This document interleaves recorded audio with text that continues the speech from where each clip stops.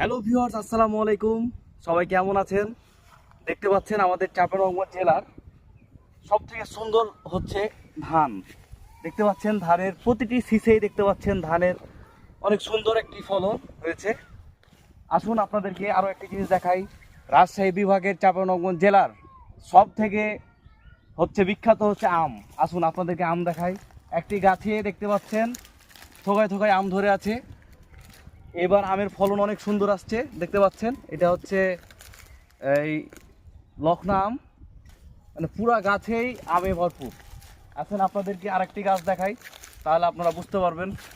এই দেখুন, এই গাছটিতে দেখুন, আম দেখুন, আমে পুরা আমে ভর্তি এই গাছ। এই দেখতে পাচ্ছেন কত সুন্দর আম। আম তার পাশে আবার হচ্ছে ধান, মানে সব মিলিয়ে চাঁপাইনবাবগঞ্জ জেলা হচ্ছে মাটি ও মানুষের একটি জেলা। এই জেলাতে সব রকম ফসল, বিভিন্ন রকম ফসল হয়।